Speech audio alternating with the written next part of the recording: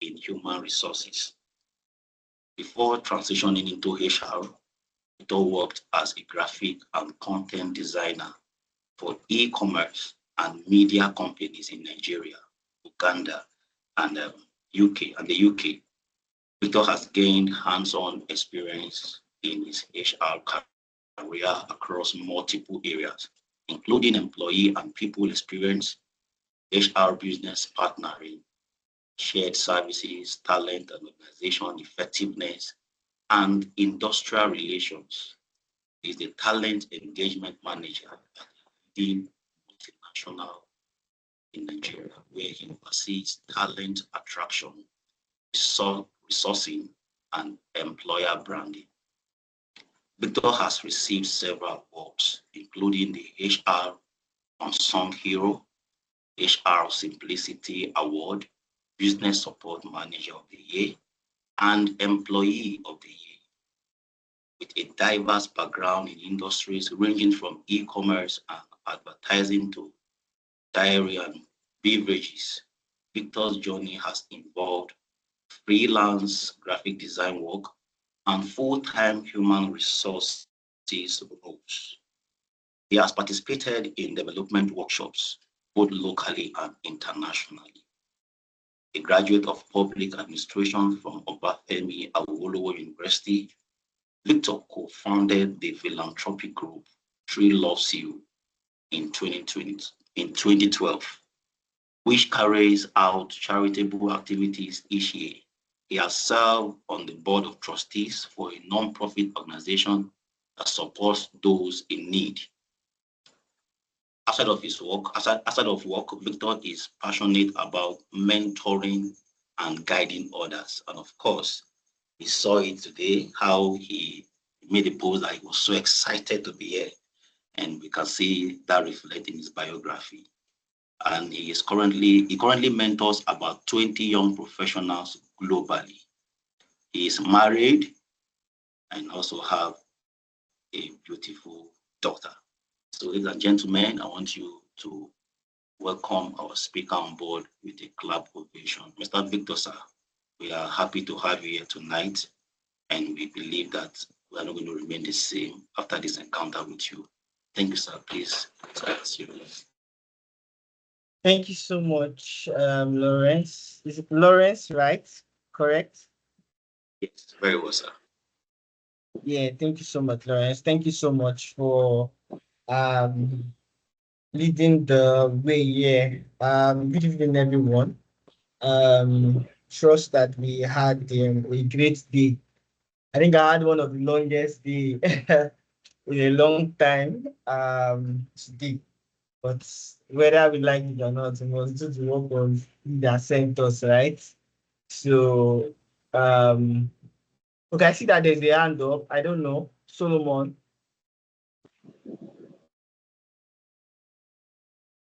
I don't know. If Solomon wants to say something. I think it's a mistake, sir. It's a mistake. Okay, okay.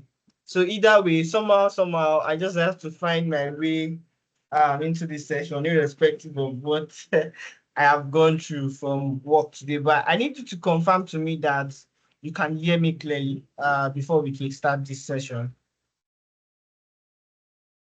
Can hear you, sir. Yes, sir. We can see that. All right. All right, awesome, awesome. Thank you so much. And I know very well that most of us already had a very long day. Today being Friday, most people are just looking for this opportunity to crash, and rest for the whole week. Haven't gone through a lot, but somehow we found ourselves here because this is also very important and critical for us for now and also for the future. So I'm saying thank you, because if you guys don't show up, then I'll probably be speaking to myself and probably Lawrence. But you guys are here because you guys believe that this is important, and this is very, very necessary. So I'm saying a very big thank you to every one of you for this opportunity and privilege. So I think that's just like Lawrence had mentioned in his introduction. I think that is a very critical topic in today's world. Also considering the fact that for most people, this topic is something that is critical for your next big move, your next great step, your next, something, your catalyst into great things. So I'm happy and I'm excited to be here, to be sharing myself and my time with you at this time on this particular subject. So, I'm just going to probably put on my screen. So, Lawrence, can I share from my end? Yes. Yes, sir. Thank you so much. I know that people might be stressed, tired, or whatever, but please, as much as you can, let's engage ourselves. Let's get value for why we are here. I hope and I'm very hopeful that you would take away one or two things from this particular session. So I'm really hoping that that is the case. I'm going to try my best to put myself out there to make this as as explainable as possible, helping you get a bit of insight around why this is critical and why this is very, very important. So crafting a perfect CV and cover letter, the role of internship and volunteering in career growth. And I think that this is a very, very great topic. Very, very great topic. So I'll start by saying that this topic is not just a topic, for now. I believe that it's a topic also for the future. Because, for instance, if you're an undergraduate, for instance, if you're a graduate, if you're already working with a job seeker, I think it is very critical for you to have an idea of what this means and the implications of actually having it in a very important and good form. So I will start by calling out a few things that I think that I should speak about, which I think are very critical for this topic. Guys, I can't see the charts. I won't be able to see your comments or your questions. So please feel to drop them there. Probably when I finish, you can take those comments and questions together.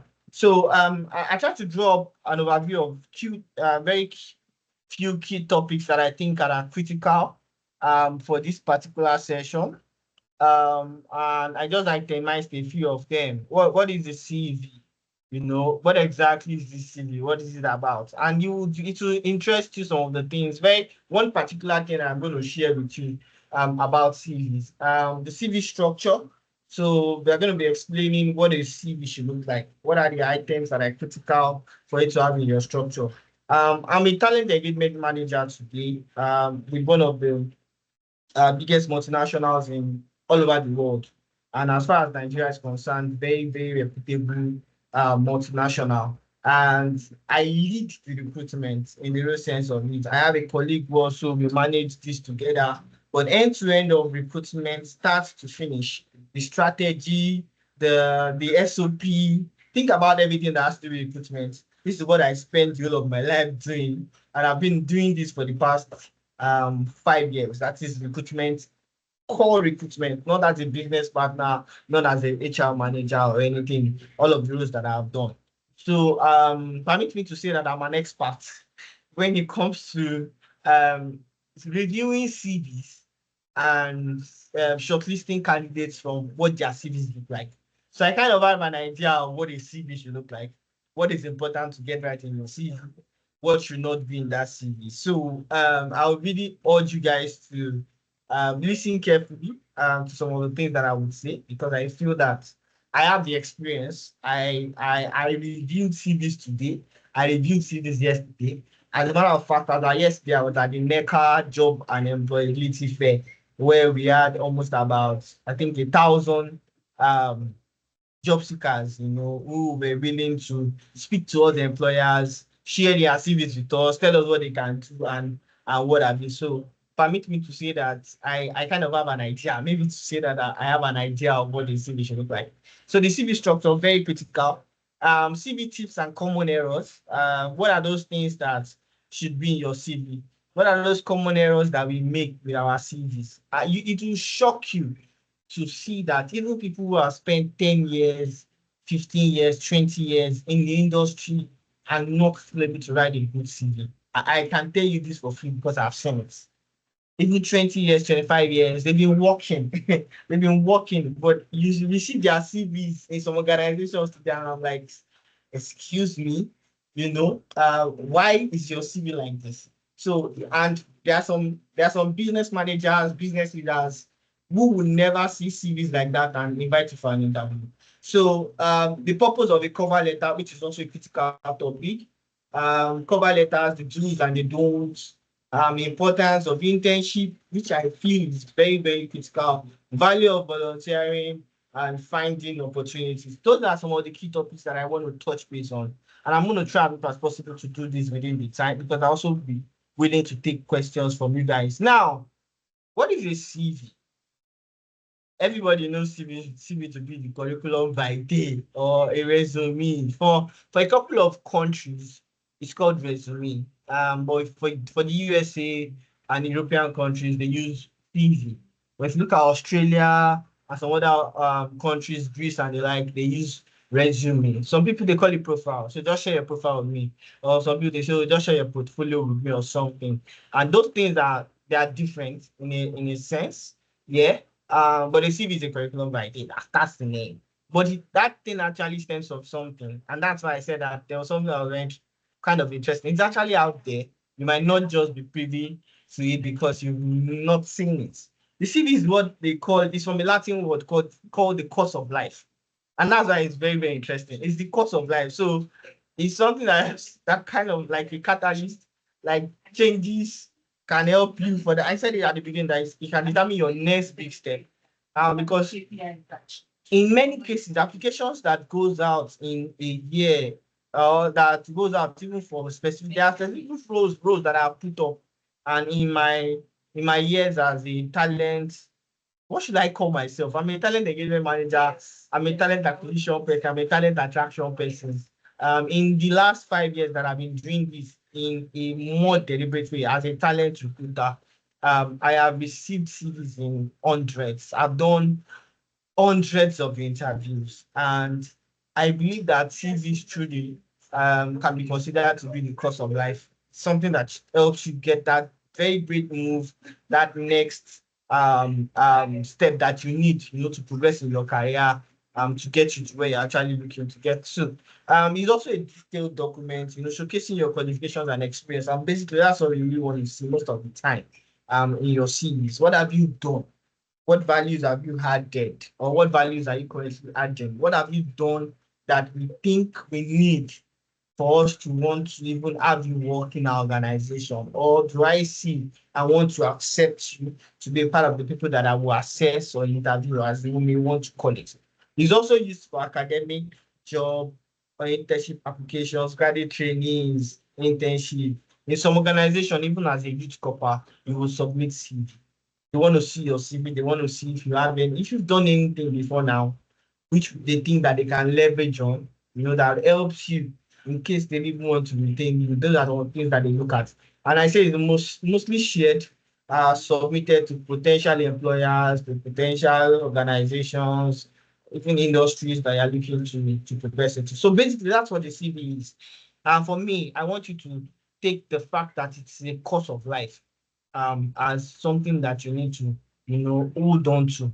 So it helps you the day you think about your CV as the course of life or the course of your life, it helps you to pay more attention into it. It helps you to give the right attention, the right value, not just into it, but into yourself. There was something that I started doing a couple of years ago. Every goal that I achieve on a monthly basis, I record it. I put it down somewhere. And after a while, maybe after every 3, 4 months, I review my CVs, not because I'm looking for a job, but I'm trying to update my CV to carry the reality, the things that I have done. You see a lot of people, they send in their CVs, and in their roles and responsibilities, you only see 3 items, just 3 line items, or even 2. And I'm asking, so you spent 6 months in an organization. Are you telling me that these were the only two things that you did? It's because people were not taking notes. And that's why I say that for me, I see it more as a course of life. I just sometimes just pick up my CV, review it, look at it. Does it fit into what I am currently doing? Does it fit into some of the great achievements that I've had in recent weeks, months, days? If it doesn't fit into it, then I'm adding them to it. I'm taking out things that are maybe not that operational, not so strategic. So that if anyone sees my CV, they know that this is recent. One. Secondly, is that it actually captures the things that I've done. It captures the experiences and values that they are looking for in the organization. Does your CV every time show that you are 100% a fit for an organization? No. But can it tell that you are a potential fit for that organization? Of course. And that's where maybe when we get to volunteering and internship, I will explain that bit more. So basically, I see the CV as the course of my life. I see it as a place where I document all of the great things that I have done, all of the things that I want to share, and then I'm updating it such that anybody requests for my CV, they must invite me for an interview.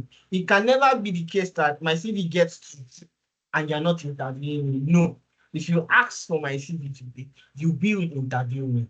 It has never been the case that that CV gets out and I'm not called. No, because it is as detailed as possible. It shows the extent of my qualifications and experience, the great things that I've done, the things that I've managed, the things that I've co-managed, the things that I've co-done, founded and all of those things. Everything you can think about goes into it. I'm going to talk about how you don't need to lump your CVs into 70 pages, 40 pages, because you want to, see everything that you've ever done. I'm going to get to that point because that also can be a setback for you because there's no way I am reviewing 200 applications in one day and then I stumble on a CV that has 40 pages. I'm sorry, but I'm not going to pay attention to everything on that CV. I'm just going to look at one or two things and I'm moving out. It could also be um, a reason for you not getting into the next stage. So basically, that's what a CV is. Yeah. Now let's progress because to be honest, why are we here? We want to understand how to craft our CVs, to show what is important, what is critical, what must be, such that everyone who has an opportunity to stumble on our CV would most likely give us an opportunity to, to say something. And that's what interviews are really on and on about. But I want to say something here because this was a question that came up at the NECA job and availability fair yesterday. What exactly is the best way to write a CV? What exactly is the best way to write a CV? And I concluded that most of the time, I think that there is no one size fits all. Yes. And I'm saying this with all sense of caution and humility to say that there is no one size fits all. There have been so many conversations around sleep.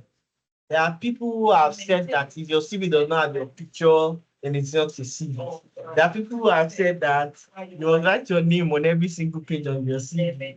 There's been so many things. People say, oh, it has to be in this format. You must write this first, you must do this and all of that. What I would do to you today, what I would explain to you today is what I think is like the employee life cycle of this. And you can then make of your CV what you think is best from here. Yeah, but I'm saying this so that because I know that one of the questions that is in some people's mind is what is even the best way to write a CV? Should my picture be there? Should it capture all the jobs that I've ever done in my life? Should it capture volunteering? Should it capture internship? Should it capture all the awards that I've won? Everything. There's so much noise around. Oh, the CV has to be like this. Oh, the CV must be like this. There's some people even say you put their CVs in JPEG. Some people say, oh, let me put it in Google Sheets. Some people say, okay, let me just send it as a link. I'm going to get there. A CV, there's no one size fits all. But is there a way you can structure your CV and it carries what is critical and important? I think there is. And that's why I have kind of put a CV structure together. What I think is like the life cycle. You have employee life cycle from start to finish, from attraction, to acquisition, to pre-boarding, to onboarding, blah, blah, blah, blah. Don't let me bore you with all of that. There's also the life cycle of the CV. So what is important? First and foremost, I saw a CV recently. That CV didn't have email address and it didn't have phone number, but he had the person's name, and I got confused. Like, okay, sorry. Now I see your CV. I like your CV. How am I supposed to reach out to you? Not everybody. How am I supposed to reach out to you? For instance, if you apply through some platform or through someone else or through referral or something, how am I supposed to reach out to you as a single point of contact for your own profile?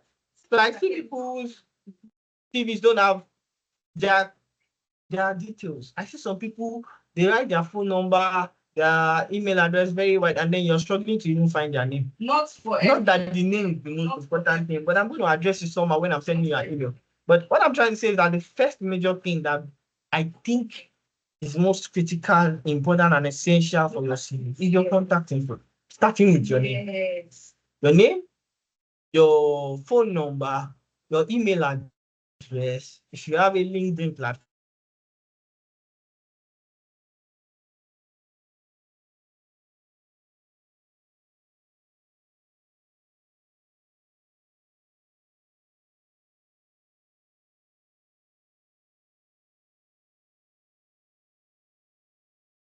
for them, I think they want. Hello?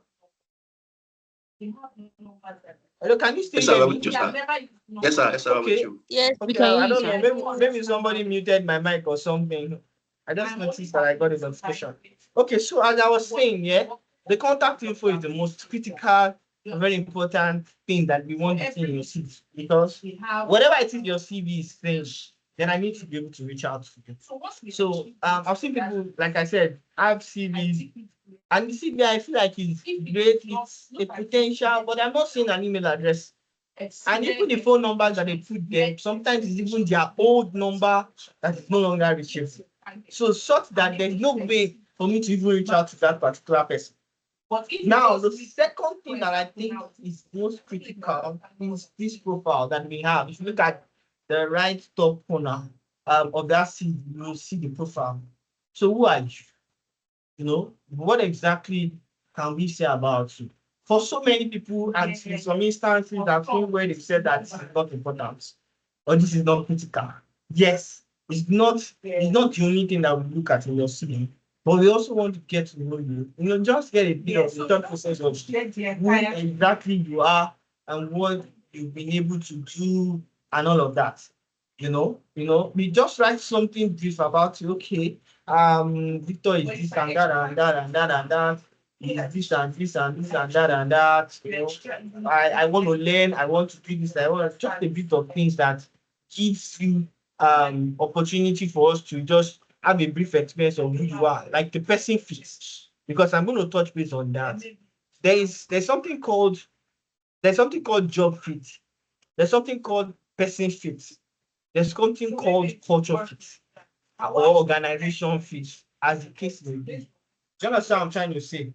So, are you a fit for the job? Yes, sir. It's always the first question. Then the second question is, are you a person fit for the job? So that's one of the reasons why this your profile is very critical for us to see. Do you understand what I'm trying to say? The next thing that I think is also critical is that I want to see and have an idea of your education. It might not be that you have it lined up as the next thing after your profile, but we are saying that do we have an opportunity to see what your sorry, can we meet our mics? So can we see what your education is? What course of study, what university, what year did you graduate? Do you have a BSc? Do you have a HND? Do you have ND? Do you have masters? Do you have a PhD? Do you have whatever it is you can think about in terms of your education that you think is also critical for us to see? It's very critical and it's important and it is seen in your CV. This for me is one of the most critical informations that your CV must carry, and that's your work experience. And let me tell you something about work experience. I think most of the time people think that it has to do with just the work, the things you do in a major establishment. Now, permit me to say that your CV, what the content of your CV is also dependent on your years of experience or the things that you have done, if you know what I mean. Now, there are levels that you get to that the expectation or the things that I want to see in your CV, you might not necessarily capture volunteering or even internship again because you already have about 15 years experience and you've worked in really major organizations. At that point in time, nobody is really bothered about what volunteering is for you. Nobody is really bothered about what internship is for you. So you might just have it there as footnotes, so that you can just put internship, blah, blah, blah. So many years ago, it might not be so critical.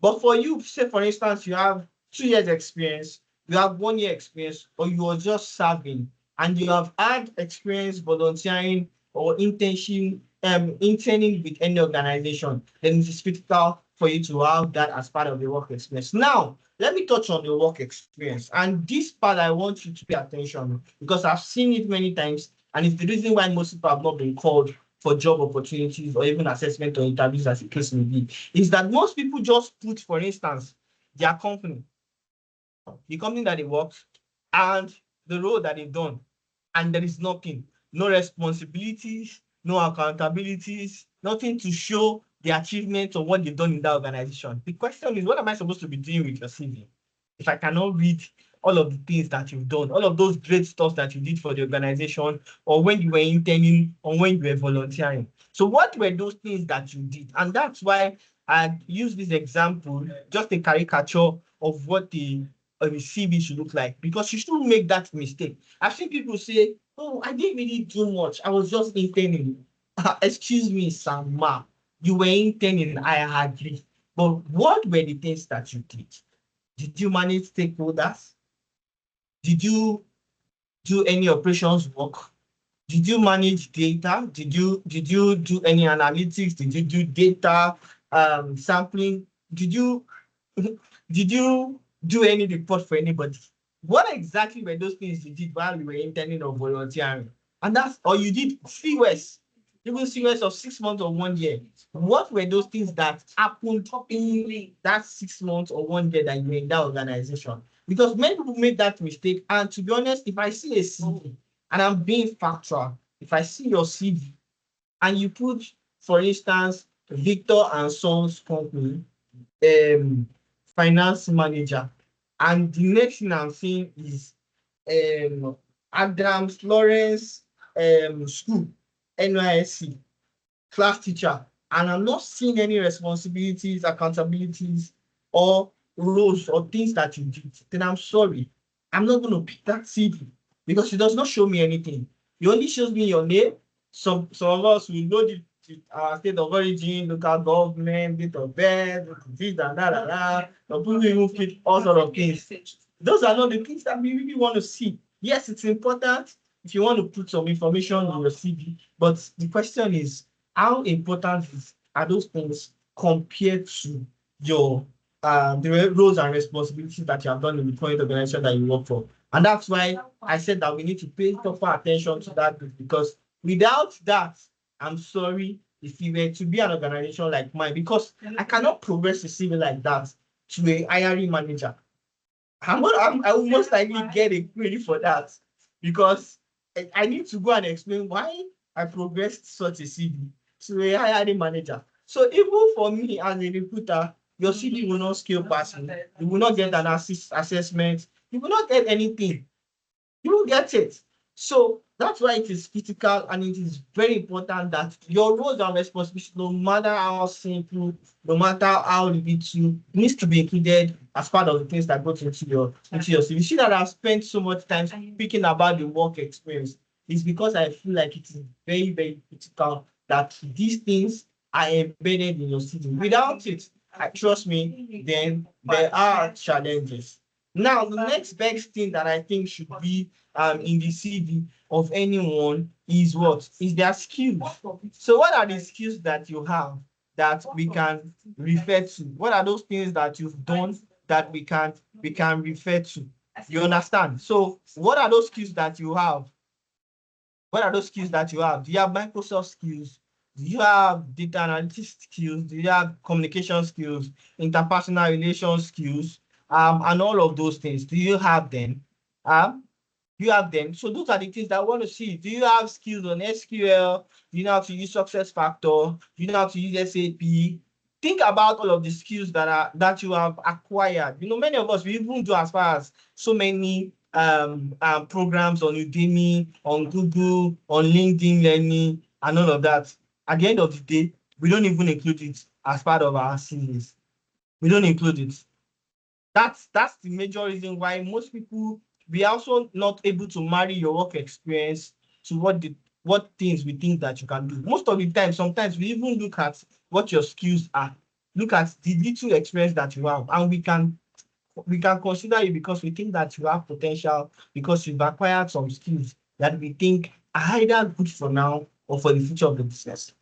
Now, what other important thing do we need to take cognizance of there? If you have certifications, if you have awards, please feel free to put them. Imagine, I've been chartered since 2018, and as a HR professional, imagine I don't have it in my CV. For some organizations, without it, as a matter of fact, they will even shortlist you because it will already be there as part of the things that they want to see. Now, if you have certifications, if you have awards, some people, you have awards even from NYSC, and you don't even put it in your CV. You might think it's not critical, but if your level is still 1-2 years experience, then I plead with you that you should include your little wins as part of the things that you call out in your CV.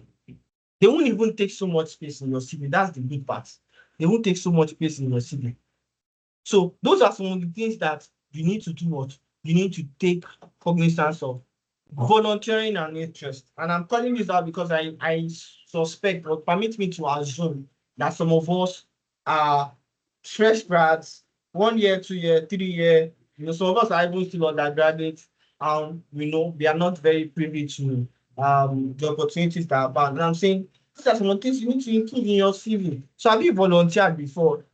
In your year 3, you were part of a group work or a company that came to your school. They came to hold a program, a career fair or a job fair, and you had an opportunity to volunteer. Why is it not in your CV? Those are the experiences that we're talking about. For you who are a fresh graduate, I will most likely not put volunteering as part of my CV any longer.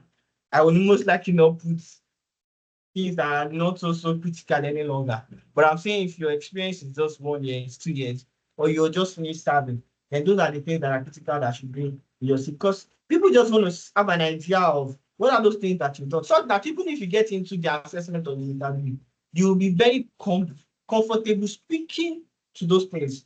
There might be questions around it. Oh, you interned with so company. What was it like? What was the experience? What were the learnings?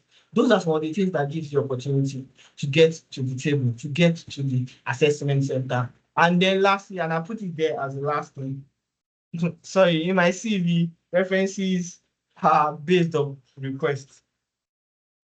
That's the truth. It's based on request. Now, do you need a reference or not? But if you have an opportunity where you serve, where you've worked, and you've not had so much experience, somebody might just see your reference, and it might just be that thing that gives you an opportunity. Oh, you serve with this person, or this is your referee. I know this person. I've worked with this person before, and that's it. And they get an opportunity to invite you. I need to move very fast now because I think that I'm losing time. Now, to the crux of the matter, one of the matters anyway. What are the tips for a compelling CV? What are those things that are very critical? I've mentioned the structure, and I've built in a couple of things that I think are very critical to be in your CV. Now, in the real sense of it, now content-wise, what are those tips for a compelling CV? What do we want to see? What are those things that will shape the course of life? I want to just use that to remind you, because that's what I think it is sometimes. It gives you an opportunity to just submit your CV somewhere and they invite you. And that's the thing, it changes the course of your life. You get into a space, and from there onwards, you get into greater heights and greater opportunities. Now, what are those tips for a compelling CV. And I use the word compelling, which can also be astonishing or intriguing, something very big and something that attracts somebody to you so that they want to meet you. I've seen instances where I send some CVs to hiring managers. I'm like, Victor, I want to meet with this person. Like this guy that owns this CV, I want to meet them. And it can be two ways. Sometimes they want to meet that person because what is all this thing that this person has written? I worked with this person before. I worked in an organization this year, and I don't think some of these things. Okay, bring this person. Let us go. Am I going to get there? Yeah. Now, the tips for a compelling CV. The first thing is that you must tailor each CV to specific jobs and opportunities. People feel like, oh, this is plenty work. Now, I've seen people send me, I'm putting out a job, for instance, for automation engineer. You have never done, maybe you have stumbled on it before, automation engineering or something. And then the CV that you are sending to me is the same CV that you tailor to when you're looking for a job as a teacher. I'm sorry, I'm not believing a teacher or as a HR manager, if so that I can put believe to my own job. Do you understand? You're looking for a job of an automation engineer, and when you applied for HR manager, the CV, the way you tailored it to show that you can manage people, you can do this, you can train people, you can do this. You don't do the same thing for automation engineer, where they want to see real life. What are those things you've done? What machines can you handle? If you don't tailor it, so all you need to do is very simple. Keep a word format of your CV. Have one generic CV. Now, for every opportunity and trust me, it doesn't take so much time to update or to review your CV. Just all you need to do, okay, now you have applied for a banking officer. Now they are looking for a financial accountant. It's just a few things. Changing the words, changing some of the experiences, remembering some of the things that you did that to do with financial accounting and bringing them to life. So tailor each CV to specific jobs and to opportunities. For instance, in my current role, I'm a talent engagement manager. Prior to that time, I was an HR services manager with my former organization. As a matter of fact, I stumbled on this recruitment, acquisition, and all of that. It wasn't my forte. I was the HR business partner, I was the HR manager of a plant. And I was then asked, oh, the person who was doing this has resigned. Can you take up this role for the time being? And that was how I stumbled into talent acquisition. And I started like that. And when the opportunity came from an organization that I was looking for a talent manager, and they asked, oh, can we have your CV? It was very simple. I had to just tailor my CV, which normally would have read HR services manager to HR services manager, talent acquisition, and because I've done those two jobs. And then I tailored most of the things that were in that CV were speaking to talent acquisition and employer branding. And when I sent it, it was easier for them to relate compared to when if I sent it as HR services and nothing had to do with talent. But it was what I had done 2 years before that time. So it was super easy for me to state all of the things that I've done and then just tailor that CV to meet with that particular opportunity. Use action verbs. Call out hard skills. What are action verbs? Managed, coordinated, actioned. Things that speaks to doing, basically. It's not like, I don't know what example I should use. Or maybe something like, I am doing so and so. Or I am doing so and so. Things that don't really relate to the specificity of the job or the things that you have done. I don't know what other way I should explain that bit, but things like I co-managed, I co-founded, I directed, I coordinated, I you don't have to put I sometimes just will manage the 32 employees in this and that, manage, coordinated, action verbs to show that you did those things. And then call out the art skills that you have in all of those places. What are the art skills that you are talking about? Specific skills that are related to the job that you are sending your CVs for. Specific skills, very hard one. For instance, today I know how I make use of essay. I've used numerous platforms for my job. mystery applicants, Binring, Avacho, IAT score, Viva Engage, Elo. See, numerous. Those are my art skills. Those are something like SAP. I've used SAP. I've used SAP now for almost 8 years. I've been using SAP. So what I'm trying to say in essence is use action verbs one and then call out your art skills. Those there are so many of you who can use Power BI and it will not be found in your CV or when you're talking about the things that you've done and how that aspect to has affected the job or the company that you worked with. Now, the next thing is quantify your results. Speak to facts and data. You got into an organization and response to queries from customers, for instance, was 30%. Now, with you, you became 80%. It has to be in your CV. You move the employee engagement activities. For instance, you did four employee engagement activities. You did think about it. Quantify those results. There are so many things that you even did that gave rise to your organization probably winning an award or getting money, getting higher revenue. Their revenue shoot up because of you. All of those things you must be speaking to them. For instance, you before now, when you were working, before you got to the organization, when it comes to, let me think of something, customer satisfaction survey, for instance. In the past, customers were only satisfied, say 60% of them were satisfied. But with you, because you were more you were more reliable, you were always engaging them, you asked questions, you were solving their problems, that moves to 85%. It has to be in your CV. So quantify every result, speak to the facts, and ensure that you have data to back up all of the things that you have put down. And the next best thing is that your CV has to be professional, no ambiguity, and be honest about it. And I'm going to speak to these three things. Your CV has to be as professional as possible. It's not, let me not say the thing I was going to say, but I've seen CVs and I wonder what those CVs are doing on another part because I'm just confused.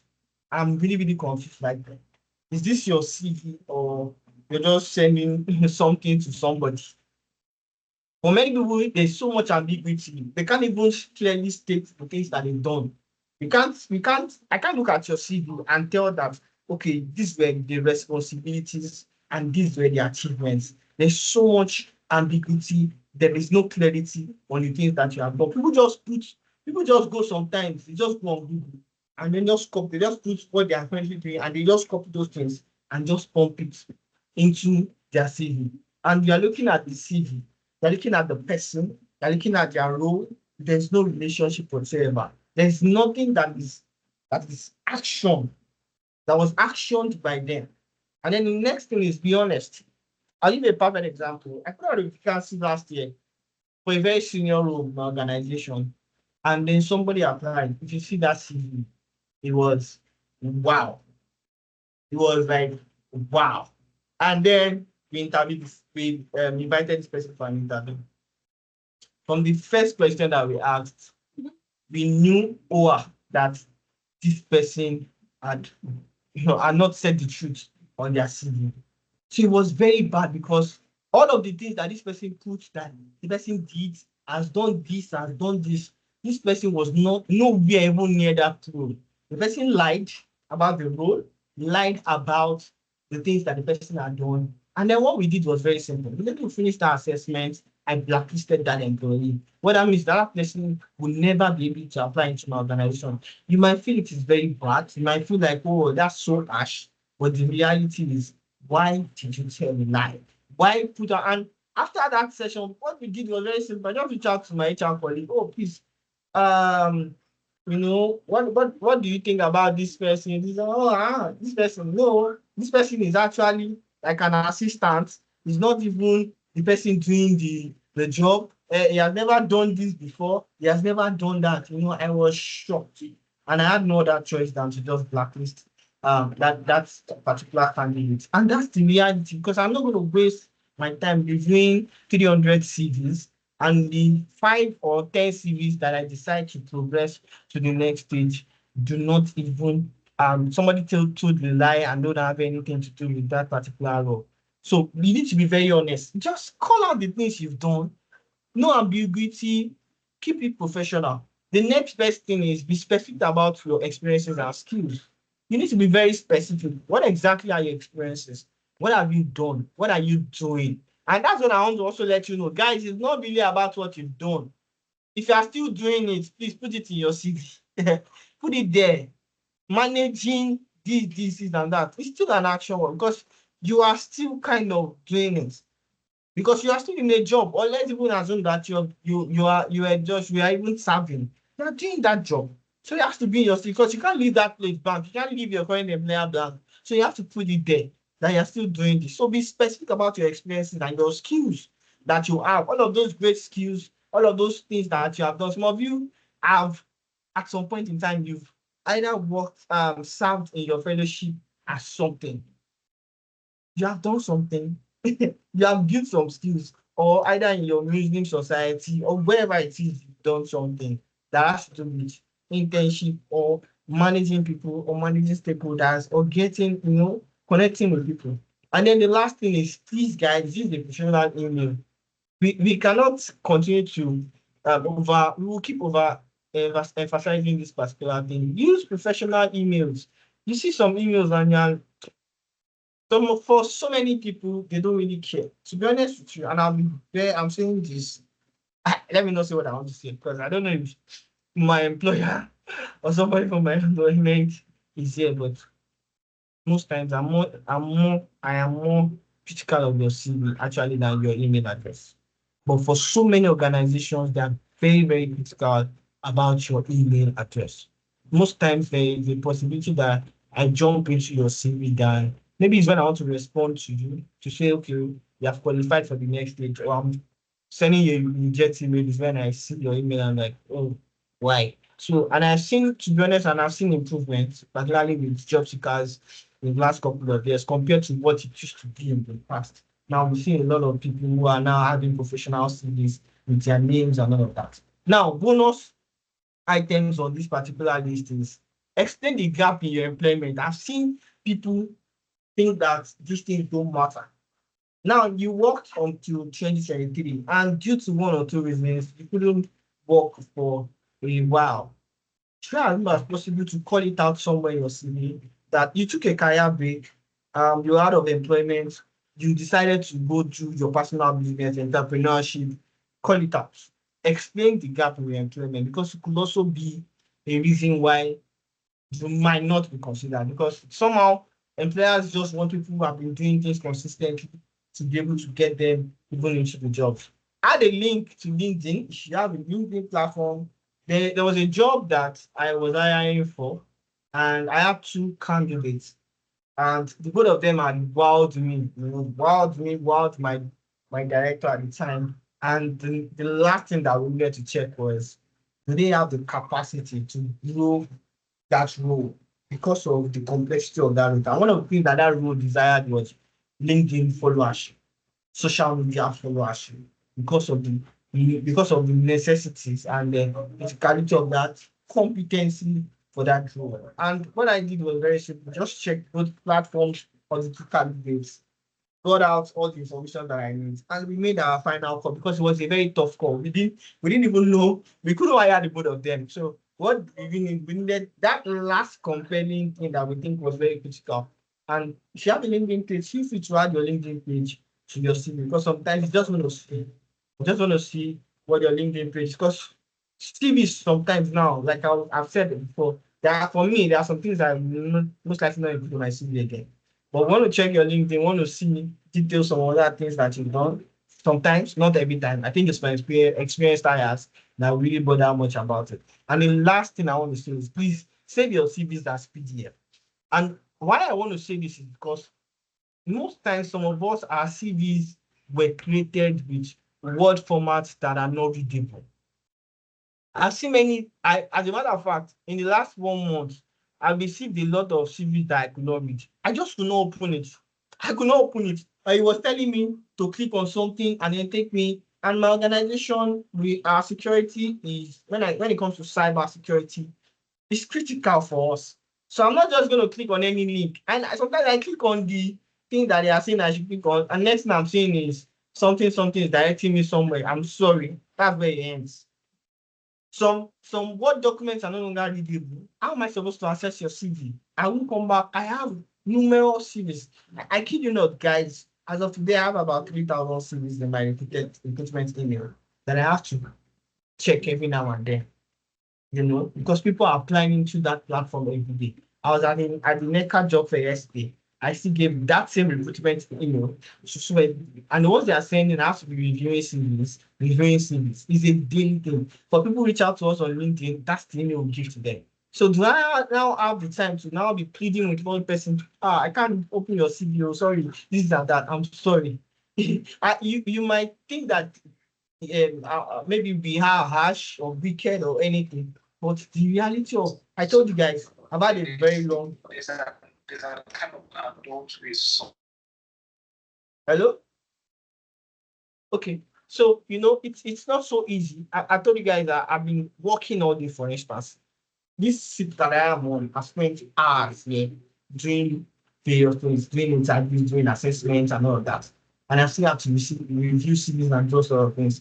Should I now spend my time on one candidate? It's going to be so hard. Sometimes empathy, I want to take out that time, but it's not all the time. And that's what I'm trying to say. As much as you can and have the opportunity, save your CVs as PDF. That is one thing that I can assure you that is readable. It's readable. You can always read it, and it won't distort whatever it is you have on your PDF compared to Word. You can send Word document to some organization, and when they input it, once they open it on their own system, it distorts your CV. But PDF will never do that. The way it is the way it is. And guys, please don't send your CVs as JPEG for any reason in this world. Why? Why is anybody even doing that? Why? CV as JPEG. No, please, guys, if you have your CV as JPEG, go and trash it and build your CV in Word and PDF and send PDF. It's easier. It's just pretty simple and easier. Yes, I need to move very fast. Now, what are the common errors that job seekers make? Common mistakes that you think that you make. And I was reading a couple of things because for me, I always see this as an opportunity for me to learn. You guys might think you are the ones learning, but for me, I've done a lot of research, a lot of learnings, asking questions, and all of that, before I came up with these particular slides. So, what exactly are the common errors that you make in your CV that in so many cases are the reasons why you've not gotten that big call? Irrelevant and unnecessary information. To be honest, I'm very sorry, but I don't need to know your state of origin. I don't need to know if you're a Christian or a Muslim. I don't need to know, in some instances, so many things that you're pumping in your CV. If you're married, if you're single, I don't know, but excuse me, those are not critical. Most of the time, we don't even look at it because it's not critical for the role. Maybe if you're applying for a pastor's role, we can begin to look, are you a man of one wife? And I'm sorry, but you understand what I mean. So many irrelevant and unnecessary information. Ensure that your CV speaks to what is critical, what is important, what you think that we need to see as employers. Grammar and spelling errors, these ones are unforgivable because the question is, what is making you not to review your CV before you actually put it even in PDF? What exactly is making you not to review your CV? Why? Why didn't you review your CV before sending it to us? For some people even write their CVs for them. Guys, I'm not joking and I'm not exaggerating. I have stumbled on a CV with a different email and a different name. Somebody wrote the CV, sent it as an example, and that person sent that CV to me like that. How do I forgive something like that? I've seen CVs, guys. I've seen CVs. So grammar and spelling errors, like I just open your CV and my grammar checker or something is giving me like 150 errors. Excuse me, guys. It's giving me like 150 errors already. I'm sorry. Inaccurate or exaggerated information, use of AI without due diligence. You see, people now, There are so many AI platforms where you can do your CV, and that's why I put some of these things. If you look at my cursor, you know what recruiters are saying about writing job cover letters and CVs with AI. 80% of hiring managers dislike AI CVs because you're not saying the truth. Can you use AI, to edit your English or something like that? Yes, but to use AI to write your OCV, it's not a reflection of you. I said something at the beginning. Your CV is asking questions, 4 questions. Are you a job fit? Like, are you fit for the job? Are you a person fit? Because most people don't know that we actually consider this. Are you a person fit? Are you culture fit? Like in our organization today, some things are very, very critical that are our values. Do you have those values? Do we consider you a person that can work in an organization like ours? Do you have the right culture? Do you have the right organization fit? Are you an industry person? Are you a corporate person? Do you have that niche? Do you have that voice that we're looking for? Now, inaccurate and exaggerated information, things you didn't do. And one thing that people don't know is that we easily find these things out. All I need to do is ask you 1 or 2 questions, and I can find out if you use an exaggerated information. Oh, something you didn't do, put it there that you did it. Whereas we now find out that it was actually someone else who did it. And somehow you were just a part of it. Just state there that you co-manage. You did this, you did that.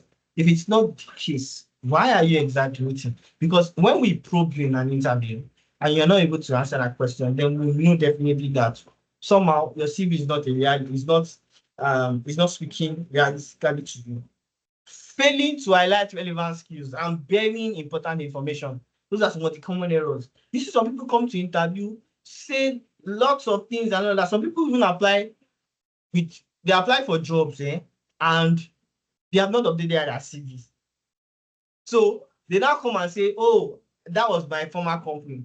Why is it not reflecting in your new CV? That 10 minutes, 15 minutes that you used to quickly update your CV before you apply will have changed that. And we're not like, but it's not there in your CV. You didn't say this. You're like, oh, that's my old CV. You applied with your old CV. So a lot of times people also very important information. I've mentioned some of these things before that are very critical for the role that you're applying for, and we cannot see it in your CV. So we won't invite you because we don't see it. We don't see it. So most times we won't invite you, whereas you now come, oh, those guys, don't mind them. I've done this, I've done that, and we couldn't see it in your CV. So you won't blame the HR person for that. Poor formatting and layout, which is, for me, I'm sorry, but I get really discouraged when I see some CVs. Mere stumbling on that CV, I'm not inviting that person because the formatting is terrible, the layout is terrible. Nothing is right in the CV.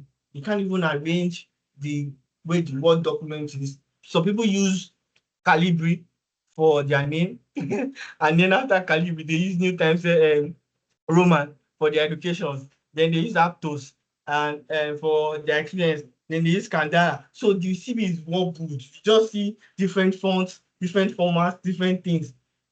It's all over the place. Such a CV will not pass through anybody. And that's the reality. That's why in many cases you're like, oh, but I've updated my CV. It's showing what I've done. And those little things, because I can be reviewing 100 CVs at a go. And it's like a lecturer marking your script. He has marked 50 people. He's already angry. And then you just looked at your own. When you enter, first off, you're writing, you cannot even see what you're writing. There's a possibility that we just do far, and then move on with his life. Sometimes we feel like it is harsh, but you need to consider the person on the other side. Also, the ATS system. And we have applicant tracking systems today that once your CV is not readable, it will pick it. Once your CV is AI generated, it will just knock it off. It will even get to us. We will just see that some CVs were disposed by the applicant tracking system because it has sealed the things. And for instance, you are buried the most important information, the most important skills. Now, our ATS system, all we need to do sometimes is to put some criteria metrics. So skills, so skills, so skills. You have those skills, you put in your CV. when you upload your CV into our platform, the system automatically rejects your CV. And what you just get, even though you have gotten an acknowledgement, you now get a rejection email because the system already figured that you don't have the skills that, whereas you have that skill, but you have buried that important information. So that's the last thing on that particular. I'll move briefly to purpose of a cover letter. And most people don't take this thing serious. They don't think it's important, but it is. Particularly if you're applying for roles where they specifically requested for a cover letter. So for me, a cover letter is an opportunity to personalize your application. It's always very short. Dear recruiter, because you don't know if the recruiter is a man or a woman. Dear recruiter, dear Sama, depending on whatever it is you want to use. My name is this and that. I have done this and that. These are some of the achievements. Some of those things might not even be your CV. They will just be something that you want to just showcase. Something very strong that you have done, something that was very, very mind-blowing that you just could not hide it. And the things that are very important for you to have in your cover letter. You need to highlight your top achievements, explain your fit for the role. Because you won't be able to explain your fit for the role sometimes in the CV, even though we can see it. But you explain your fit for the role. Oh, this role, I have done it. I have supported somebody in doing it. I have leveraged this and that. Then show enthusiasm, rather. I want to work for the organization because this and that. I've always loved to work with your organization because of this and that. All these things I'm saying is a one-pager. Then show person fit for role that you have what it takes to lead that particular role. Now, cover letters. What are the do's? What are the do's and don'ts? Because I need to move with speed now. The do's, personalize it. You need to personalize your cover letter. It's for you. It's not for any other person. You're not telling a story of some people. It is me. I did. I led. I co-managed. I coordinated. I did this. I directed this. Personalize it. Keep it concise and add your important qualifications to it. Be confident in that your cover letter. I am certain, I can assure you, I am, I have the right skills, I have the right capability, and then it's just a one-pager document. If your cover letter is 2 pages, I don't know what you're doing, to be honest. Why? For what? So just a one-pager of why you are the best fit for this job. That's what your one-pager does, your cover letter. And what are the don'ts? Don't repeat your CV. It's not an opportunity for you to now call out everything that is in your CV and put it there. No. Call out only what is important. Call out only what is important. The don't is don't repeat your CV. No, don't use that as an opportunity not to call out what is important. For me, it's an opportunity to call out what is important. And then focusing on responsibilities instead of achievements is another thing that people get wrong. Your cover letter is not an opportunity to focus on responsibilities. Instead, it is more about the achievements and what you can do for the organization. I think this call out only what is important. There was an error, so please forgive me for that. Now, importance of internships or internship or CWES or postgraduate internship or pre-youth service internship. These are opportunities that I think that everyone that is still in that stage, that is, you just graduated from university and Nigeria sometimes, you don't even know when you're going for your youth service. So maybe 6 month time or 1 year time. You just even finished your youth service and you've not been able to land a major role internship. You are on strike or you're on a long holiday in school internship, volunteering internship. And that's why I had called this out specifically. What are the importance of these internships? It gives you real world experience, real work experience. You are in now in the corporate space. You have the proper experience of how things are done. And these are some things that gives you an opportunity for you to have a robust CV. But most people, they feel like, oh, I've done a lot in school. It's time for me to rest at this time and season. At this time and season. I don't even, maybe for someone like me, I'm terribly restless. If you know what I mean, I am a restless person. So I struggle to just stay idle. When I left school, because like you must have seen in my profile, I already did graphics designs even in my university days. I was using that to make money. So when I got back to Lagos, and my service year was going to be in the next year because I didn't go for service until I didn't have the extra year or anything, but somehow my school delayed and my service year was going to be the next year. I picked up my laptop, put myself out there, reached out to organizations. Oh, I'm a graphics and content designer. If you have graphics, I work for a couple of organizations, and that was what I did. So for me, that was my own thing to do. When I left there, I went to work for another organization, which was one of the first e-commerce companies in Nigeria at the time, and I was there for 6 months. And when new service came calling, I left. So it gave me an opportunity to see what the real work life was all about. How do people work? What are the things that are critical? What's the experience like? What is critical? What is the corporate world like? The experience, the work experience, the people, managing stakeholders, getting to just think about all of the work experiences. That's what internship gives you for a start. It helps you to build networks. So on the people that I started my first job before my service with, because I studied public administration, so I didn't have an opportunity to do stewardess or internship with the organization. It was a 4 year course, and that was it. So when I left school, it was important for me to do what to just get that experience. So I worked with the organization. There I built networks. I had a boss who was willing to teach me coding and all of this, but I figured later that was not my life. So I just stuck to my graphics design and content design. So you build network for some of the people. Somebody was sharing testimony yesterday at the job and employability fair that all the jobs that she has gotten, and I'll share my own testimony too. All the jobs that she had gotten were from referrals, people that they met during her internship days. Now, for instance, my first two major jobs in this country were referrals. It was my roommate in my year one that referred me for my first job. The job I said I did for that e-commerce company was for my roommates that we were roommates in my year one. And we were friends till we left Ife together. All he did was, oh, Victor, there's an opportunity somewhere. I have mentioned your name. They want to see your portfolio, the designs that you've done and all. And that was it. And I shared my designs and I got the job. The second job, the same thing. I finished my NYSC. I was job hunting, looking for HR jobs. And this guy just buzzed me one day. Oh, I work with this company now, and they are looking for this. And that was it. So build networks, build the right networks. People on this call who tomorrow are going to be the ones to call your name in places where you are not even known. And somebody is going to say, oh, there's someone somewhere, and that's it. That's it. And that's how you get. I'm not applied for a job last 12 years since I left school. I have not say application. I have not say I apply. No. It has been, oh, we have this opportunity.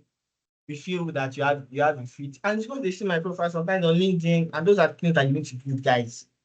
I get a lot of opportunities on LinkedIn. Most times turn them down because it's not even what I'm looking for, or they can't even pay. They can't pay what I earn today or something. And that's it. I have never, I'm telling you guys for free, never applied. Say this is the job. It's been from referral or from LinkedIn. In the last, I've been in multinational space now for 10 years. I have not applied. I've only worked with two organizations anyway. So it's been, oh, we love your CV, we love your profile, I'm reaching out to you. And that's pretty much it. But build networks, reach out to people. A lot of my guys we network, we build ourselves, we reach out, link ourselves up, and pretty much that's it. And that's what internship gives you. Either the people that you intern together, or even the people that you meet in the organization. For some people, they finish their internship, they go back to school. Most time when they say they are coming back into the organization, it's always easy because they just say, oh, this guy that interned with us, he said he's looking for a job now. Oh, that boy, he did this, and that.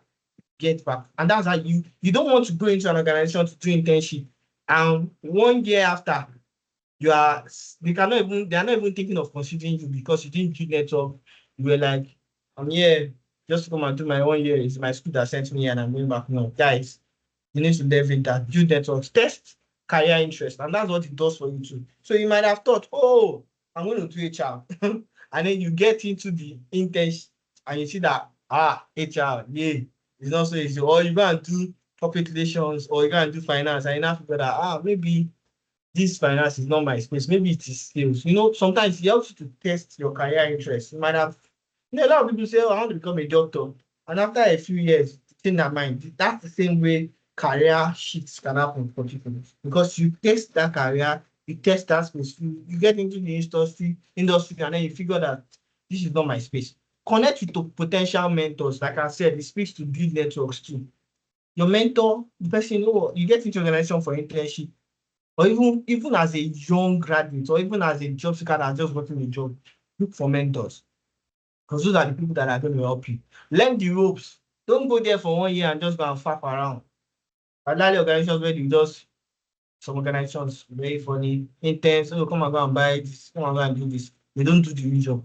You ask questions, you learn the ropes, because that's going to be the catalyst for the future. Boost your employability, and that's what internship does for you, because you don't have to, when you get out of school, you don't have done so much, but you have had that internship experience, and then it gives you corporate exposure. You know what happens in the corporate world and in the corporate space. Now, the value of volunteering, I'm almost rounding up. Value of volunteering is, it shows commitment. It shows that you can commit to things that ordinarily others will not commit into. You can, take charge of your life. You can take charge of other people's lives and all of that.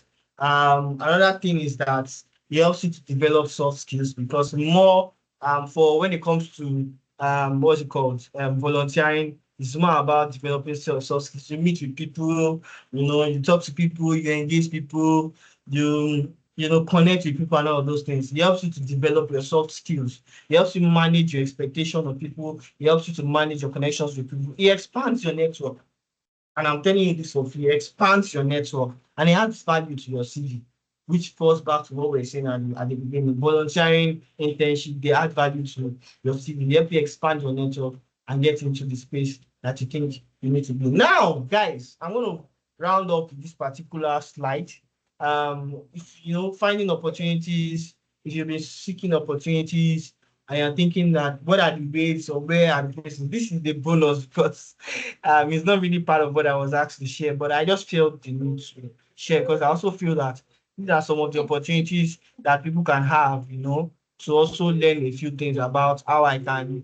Those are things that will even help you, and tomorrow you also get to share your CV or get to update your CV. So LinkedIn and job portals, guys, leverage these platforms, particularly LinkedIn and job portals. Another thing is NGO community events. Like I said, if you know that you're still in school, NGOs or career organizations come to your university. Those are some of the opportunities that you have.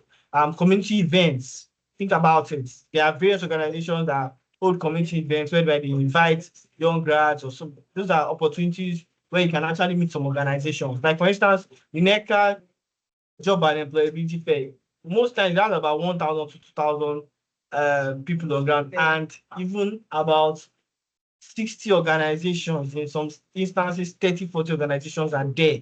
Those are opportunities for you to meet with those people. Another opportunity is referrals and networking. Those are the ways you can actually also get opportunities that you are looking for, or the way you get to meet people. Career and job employability fairs. I know that if you have gone for like 5 of these things, sometimes it can be draining. You will be like, why am I here?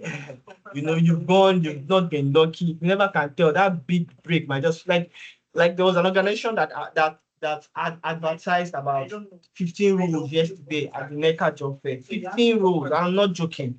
And I'm not even joking. 15 roles. So it gives opportunity for a lot of people, to actually land roles on the spot. Then social media and career sites.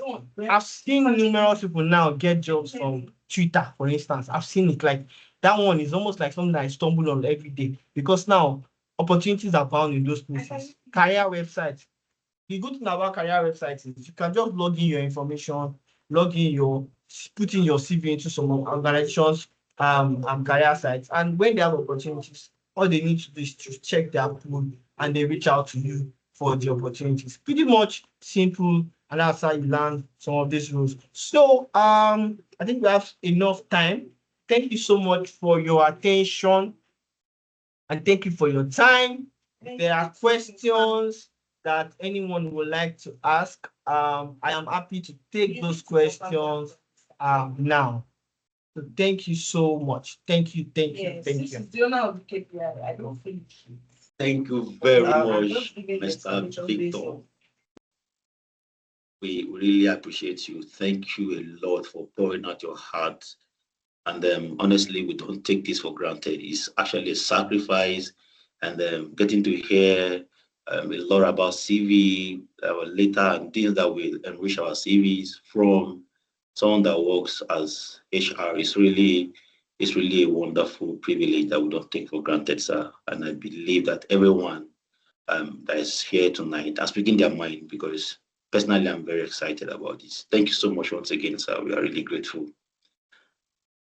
All right, House, please, I want you to lay hold on to this privilege. We have Mr. Victor with us till the next 30 minutes thereabout. So please, it's time for question. Whatever you want to ask him, can I say you are having the time face to face with someone that is an HR. So you just have to ask all the in quote askables before Mr. Victor will take his leave. So please, it's time for question. You can type them or via the chat box, or you can unmute your mic so that you ask your question. Thank you once again, sir. We are grateful.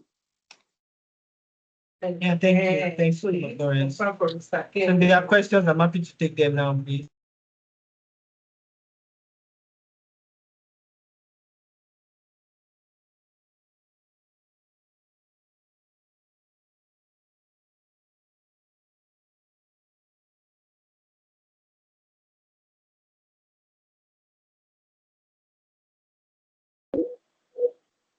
Please, any question? If you want to ask, please just unmute your mic and ask. I think Adams, I don't know if you are talking. I'm not here. Okay. So you can, or is it my network? So Lawrence, I can hear you. So I think that there's Okay, a thank you, hand sir. Okay. off. Emmanuel, you can ask a question, please.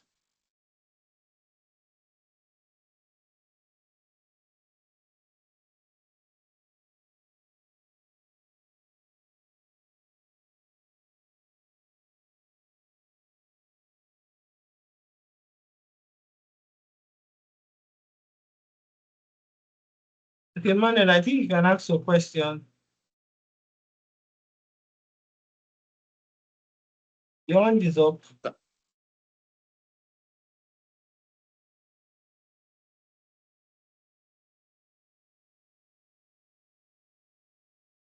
We cannot hear Emmanuel. So maybe Emmanuel, if you want to ask the question, you can also type in the chat box.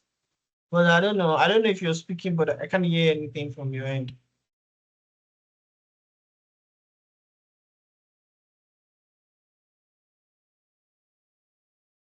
Okay, if Emmanuel cannot speak, or you can try to type. John, please, you can ask your question. Good evening, everyone. Good evening, Mr. Victor. Thank you very much for the exhaustive session. We're grateful.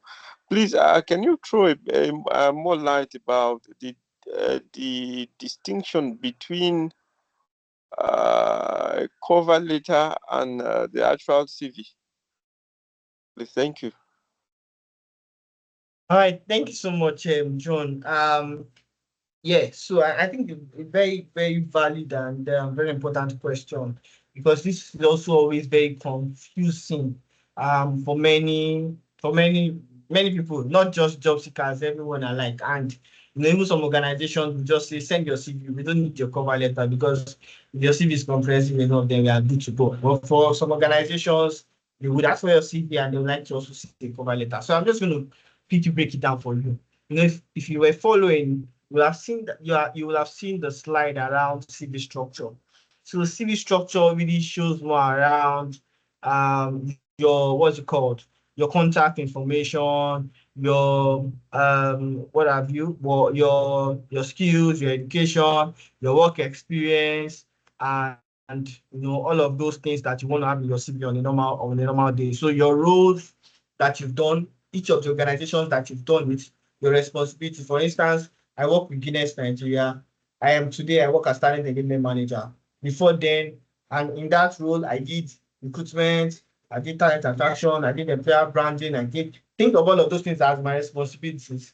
The next, maybe after like 10 lines, I have the next thing there to say that now I work with Friesland Campaigner.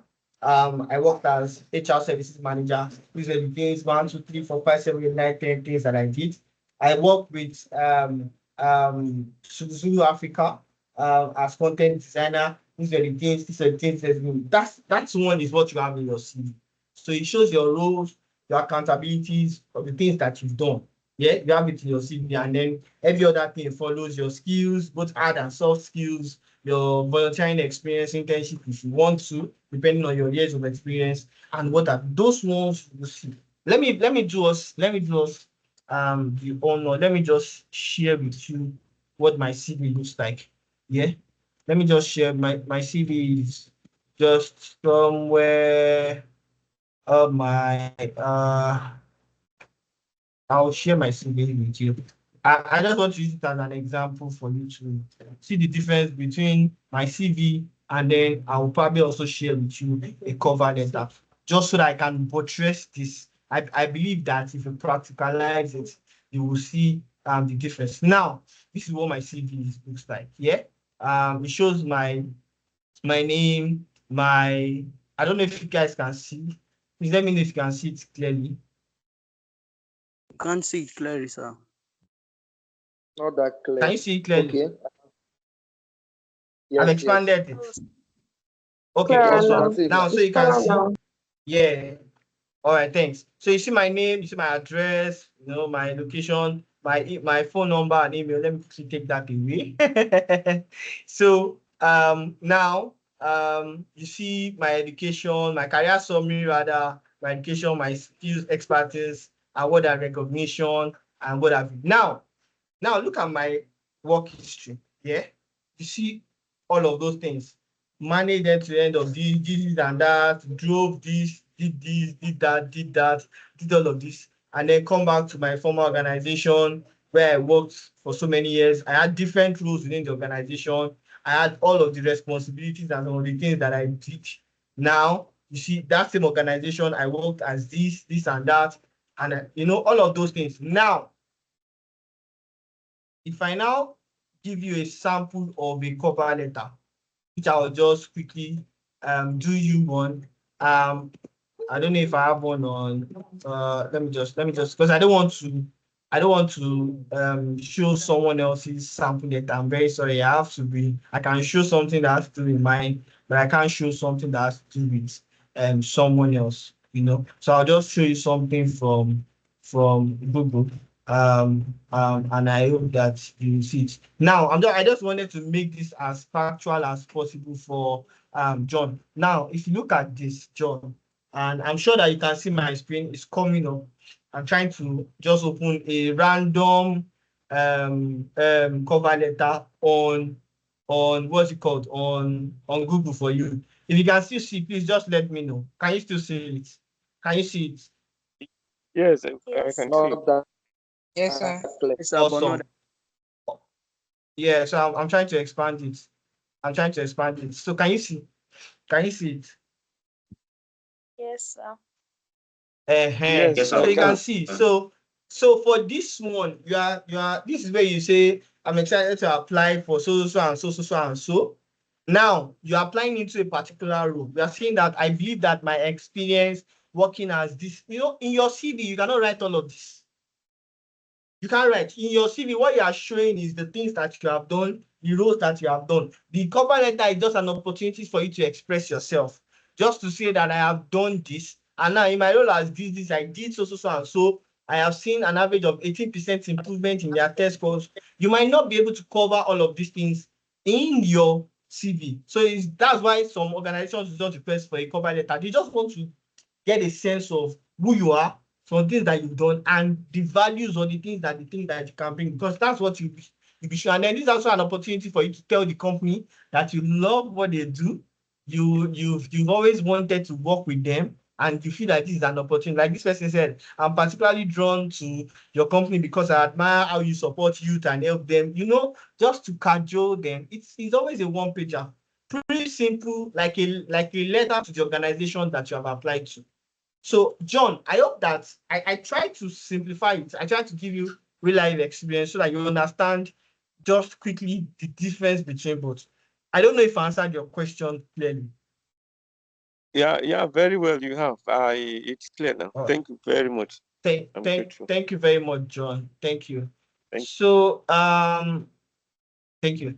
So I'm checking the chat box. Right, thank you, sir. And I want to see if there's any question there. Yes, sir. We have about 3 questions. In respect sorry, sir. Okay, go ahead, Lawrence. You can go ahead, Lawrence. Okay, all right. Thank you, sir. Sorry about that. So, Faith, before you ask your question, let us take this from Emmanuel. Emmanuel say that in respect to organizational culture, is there a way to learn about the organizational culture of a company you are applying to? Yes. Thank you. Thank you, Lawrence. Thank you so much, Emmanuel, for that very important question. Because of the kind of topic that we spoke about, I didn't really delve into that particular area. Yes. And as a matter of fact, for every organization that you are applying into, my plea, because now I'm saying it as a plea, my plea to you is that you understand that organization's work culture. And as a matter of fact, almost every organization that you can think of, the organizational culture is out there. Either they speak about it directly or indirectly. For instance, if you go to a company's website today, you will see something about us, our values, and what have you. Most likely, from there, you can infer some of the things that are critical for that organization. Now, in the instance where you want to know how do they treat their people, because organization is not going to put it out there, for instance, if they are toxic, if they don't treat people well, or if they don't pay well, or anything. So what you do is very simple. First and foremost, there are a lot of platforms where you can check. One of them is Glassdoor. And I'm not promoting any particular edition, but Glassdoor does it. Nairaland, for instance, all you need to do is to say, has anybody read anything about, once you even type the organization on Google, there's a possibility that you get reviews about the organization online, and it gives you an idea. It might not be 100% accurate, but you can learn about almost all organizations. You can ask questions. All you need to do sometimes, you can even reach out to some of their employees, even if some of them will not want to tell you. Some of them might be open enough to say, or somebody who had worked there before, you just connect with them on LinkedIn or any platform that you have an opportunity to reach out to such a person and just ask about them. There was an organization that I almost landed in 2020, and I'm not going to mention. Everything looks good. All I did was I had a conversation with somebody who had worked there, and the person told me point blank, don't come, do not come. It is this, it is that. Another person also left the organization like a few weeks after. So you will save yourself. I've seen people who have made grave mistakes. I'm a Christian, so I deal a lot with convictions also. You have made great mistakes by jumping in from one organization to the other, and they are themselves to blame for it. So you are at liberty to ask questions. Ask questions around the organization. Reach out to somebody on LinkedIn or social platforms where they have stated that they work for that organization. Feel free to connect. Not everyone is going to answer you. Go online, check review platforms. I won't mention any one of them again, but check the review platforms. Put the name of the organization on Google, for instance.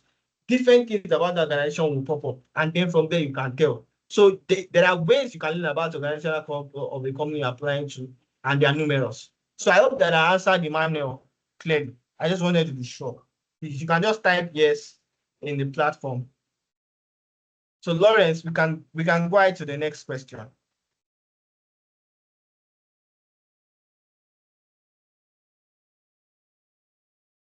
Lawrence, can you hear me? Yeah, hello, sorry, sir. Or do I take Yes, I can hear questions you. myself? No. Okay. I will help you So out, sir. yeah, So, Faith, okay. please, can you ask a question now? Okay, good evening, sir. Thank you so much for this class. I initially wanted to ask if you could like upload like a copy of the cover letter, but you've done that already.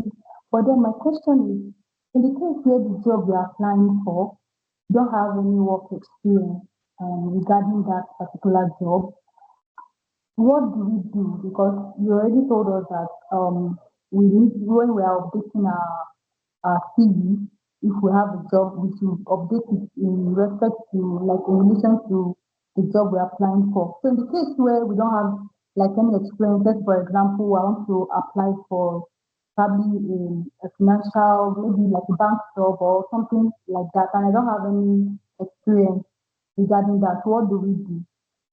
What do we do? All right, thank you. And the And I chances think that's a really probing question. Very, very critical question because this is the reality of so many people. And I'll be very honest with you. And this is why um, cover letters are also very, very important sometimes. For you who had never had an opportunity, because for instance, I mentioned I studied public administration and I didn't do internship. So my department does not do internship. You don't do serious. So you just run your 4-year program and you leave. But maybe let me assume that you never joined any society in your university days. You were not part of any group or whatever. So let me assume that in your particular case, nothing at all. And then there is you now you have graduated.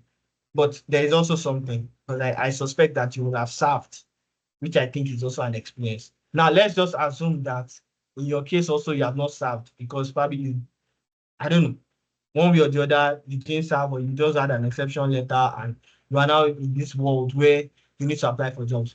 Most of the jobs that you apply for a start, for me, if you ask me, should be things around internship and entry level roles. Now, for internship, in many cases, they give opportunities for all years experience. So you've not done anything before, or you've had just scribbled experience around one or two things.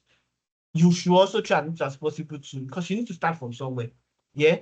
I've seen roles that are put out, I say 15 years experience in HR, and somebody who just graduated, who just served last week, applied. Those are very funny situations. Now, you know that there are no experiences, but for bank jobs also, they also take zero experience. So what is important is that you still have to write your CV in such a way that it captures your educational experience. And I'm saying this because I've had experience of someone like this before who didn't have any experience really around anything, not even church, nothing. So the person is practically blank in the sense of it. Now, when you actually attended the school, so in that particular CV, you have stated your education, that is where you then state your project topic, for instance. Your project topic for me is also something to show that, okay, you have tried to do something around work. And as I said, what is important is for you to at least not have done something.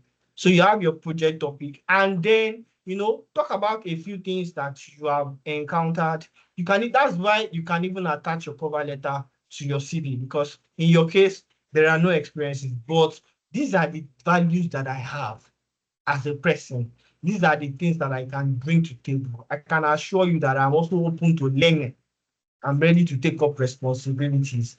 Those things will still get you somewhat into some opportunities for entry levels and HR internship. So your case is very is let me say it's like 5% over 100.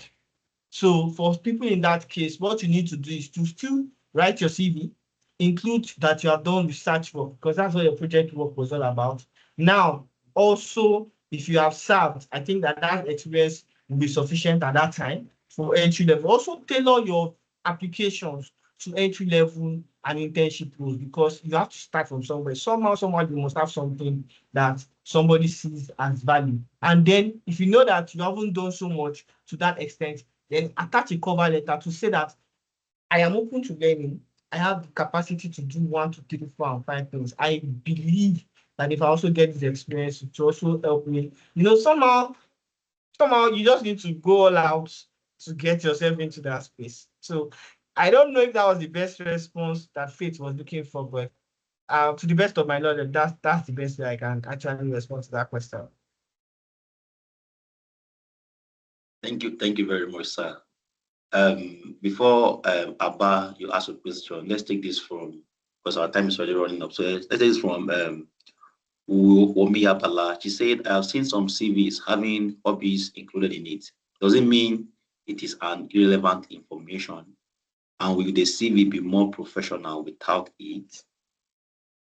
Very, very, very, very, very critical question and very important question too. Let me tell you this thing for fun, and that's why I simplified our CVs into about 3. There are people who are executive experienced people. There are people who are middle experienced people, and there are people who are entry level people. I have my hobbies in my CV. But my hobbies are some of the things that I think are very critical for every aspect of my life. So is it very, very critical? I can tell you for free that 100 times if you look at your CV, you are not looking at your hobbies. Where your hobbies will come to life, I'm telling you for free, is when even if you get into the assessment paper and somebody stumbles on it and says, oh, these are your hobbies. But in terms of the reviewing of your CV, nobody's looking at your hobbies, to be honest. So it's not so relevant. Nobody to an extent at the beginning really care about if you like to play video games or if you like to sing. I'm looking for a business performance manager for accounts. I'm not going to look at your hobbies. As a matter of fact, I might not touch on that because it's not really your art skill that are critical for that role. So is it something you can provide? Yes. Is it a professional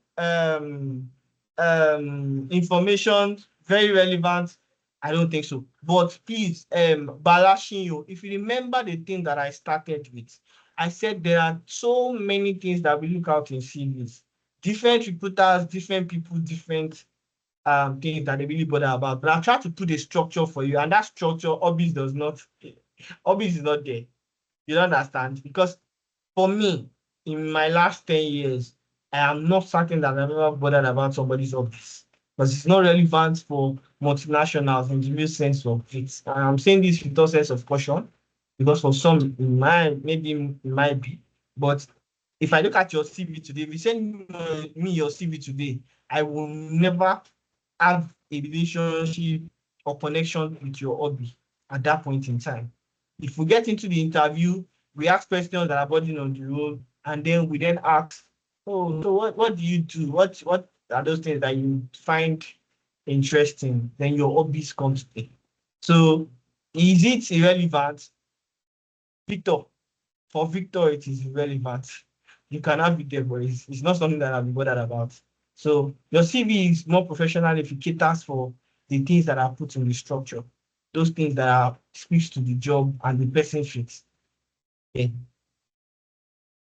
I think Faith's hand is up again. Okay, thank you very much. Faith, before you ask, let's just take this one from Mashkura. He or she say, thank you so much, sir. Thank you so much, sir. Which one is official between using CV Maker app and using manual way in creating CV? Then she also asked, sorry if you are a man, I used she for you earlier. Then the person also asked, does the cover letter need address? So I think these are 2 questions between using a CV Maker app manual. Thanks, sir. Okay, so there are a lot of CV Maker is even one of like 1 million resume template platforms that you have.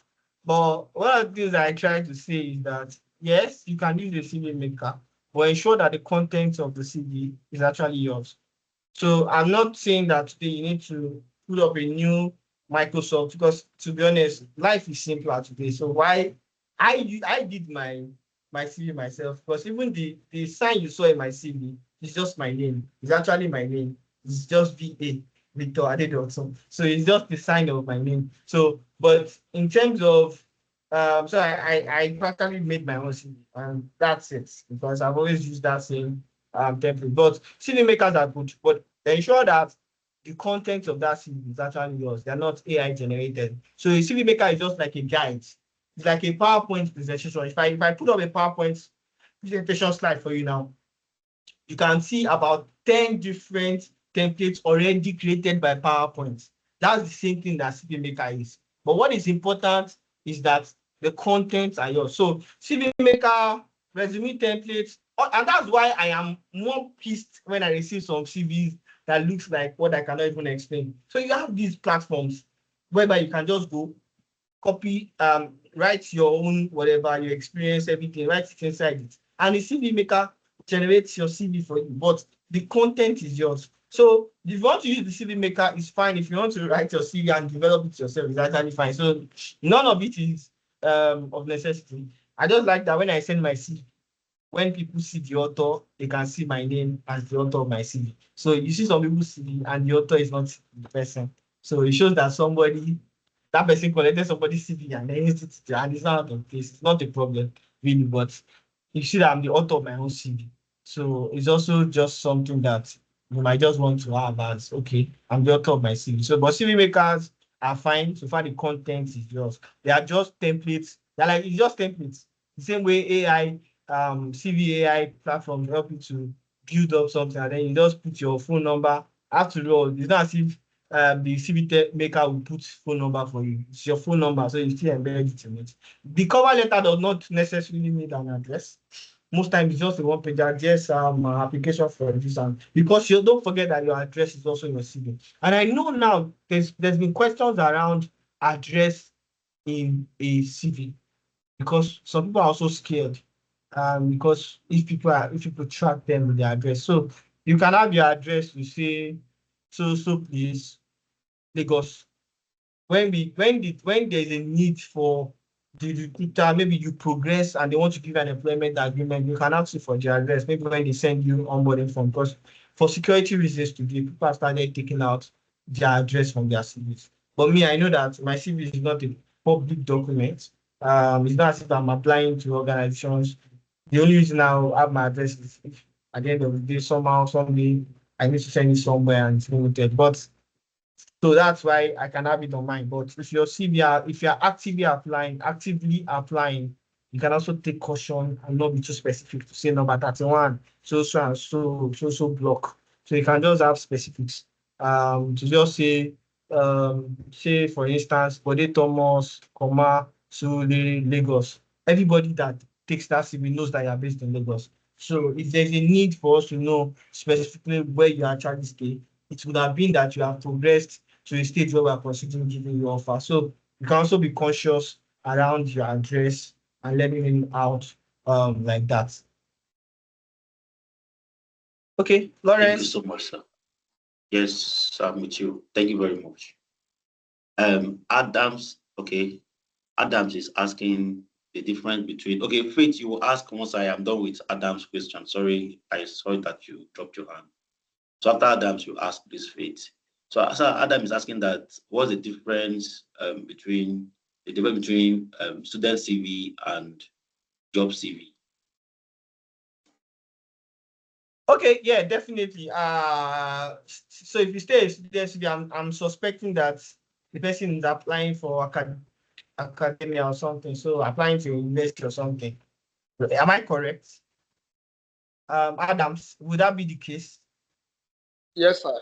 Yes, sir. Yes, sir. Academic Yes. CV and job Okay, yeah. CV. Oh, okay. They are clearly two different things. Clearly two different things. Because for academics, for instance, you're applying to a school abroad, they're applying for scholarship. Those are you need to tailor your CV to the academic, because to a job, you're applying for a specific role. So your CV has to speak the language of that role. So you're applying for academics or academia, then your CV has to be tailored to that. So you need to, as I said, that you need to have your CV templates to speak to different things and the things they're applying to. Definitely, because for instance, if you have anyone who has applied to university here, you'll have seen that even how you tailor your CV, even the application that you write is far different from when you're looking for a job. So clearly they are different. And for the CV for a student CV academia, you tailor it to what you're applying to. Some things they want to see most times for academia and the like, they want to see things around your volunteering experience, some of your research work, and then if you also have experience, but relating to what you want to study and all of that, then those are things that give you leverage. But for jobs, definitely tuned to the role that you're applying to. So that's the very big difference I can speak to. I'm not in the academia space, so I can't tell specifically some of the things, but that's based on my idea of people who have reached out to say, oh, I'm applying for this university in the UK. This is what it looks like. What do you think? And it just guide their thoughts around it. Okay, so let's take faith. All right, thanks, sir. Faith, please ask so I can take the last question. So, Faith, it's your time to ask, please.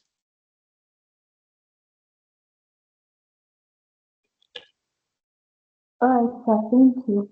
I want to ask that when we talk of skills like baking, fashion designing, do we really need them in our CV, or usually when like job opportunities related to that skill comes up that we put it, or we can put them as our hard skills? And then my second question is concerning reference. Now, what is the main, I want to get the main purpose for reference, because there are sometimes you see people, they put their family members as references, and sometimes you see people looking for prominent people to use as references. So what is it that they want people who can vouch for you, or probably related to that field, somebody you know that's related to what you're applying for? What's really the main purpose for reference? All right, that's a very beautiful question. Thank you so much, Faith. So to your first question, now, and yeah, I'm saying this because this will now be, you might want to speak to the person who had asked that, oh, hobbies and all of that thing. Now, if it is the case, now listen to me carefully. If it is the case that you are a fresh graduate and you own a business, a fashion business, for instance, that would cater for an experience. Because in that particular role, because I would assume I would take it as a role, because in entrepreneurship, I said something about employability gap or employment gap at some point. Some people they started as, for instance, the HR space, and after 5 years, they just feel like, let me go into my personal business and brand. They do it for another 3 years. And maybe based on current realities, they see again that there's a need for me to go back into the corporate space because this entrepreneurship cannot feed my family. And then you come back. That experience needs to be detailed as part of the CV. Now, if it is the case that you had done, you own a baking, whatever, a baking, what's it called, shop or something, and then you've been leading that particular business, feel free to add that and some of the content. For instance, I was a content designer for so many years, even before I started working. So it was a personal business for me. I was doing freelance. I was working for organizations as an individual. It was part of things that existed in my CV. Um, 13 years ago, 14 years ago. So you can have it if you are still at that level where you don't have so much content that or experience that you can fit into your CV today. So feel free to have it if you led it, if it's your personal brand business. If it is that you had maybe worked as an apprentice under somebody, then feel free to also detail it, call it out to say apprenticeship, and these were the things that you learned from it. And then you can even add it as part of your interest, like the person who asked around hobbies. There are instances where it just goes into that list, but is it at that level of your CV something that somebody wants to bother about, then you can have it there. Now, to face second question around oh my god, now God help my brain now. Around Help me, Faith. I think I just lost touch with References. that. References. Yes, references. Thank you, Lawrence. Thank you very much, Lawrence. So for references, in the past, it was a necessity. That's why you always see people have their reference. Lecturer is their reference. One prominent person is their reference. People still do it. To be honest, people still do it.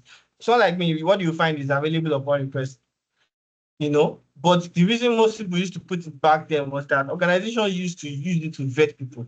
Now, in a case where organization wants to hire you and they need a guarantor or a referee, trust me, they're giving you a form to fill, because that thing on your CV is not what they're going to hold on to. They can't reach out to, because they don't even know if that person signed off for you to use them as a referee. So is it important to put the referee today? To be honest with you, it's not, because if any organization needs you to submit a referee or a guarantor, they will give you a form that will be duly signed.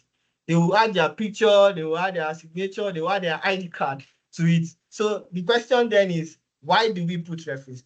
And you mentioned something that was also very, very salient, Faith, to say, is it because people feel that if they have such persons on their CV, it should give them opportunities? Yes.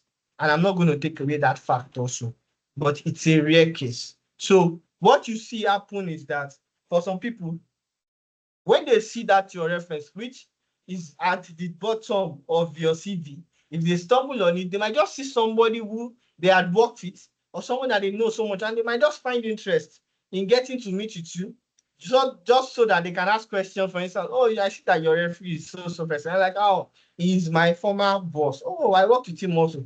So it could be a way, but 1 out of 100, nobody's really bothered about it again. Because if we need referees, if we need guarantors today, you will actually fill a form.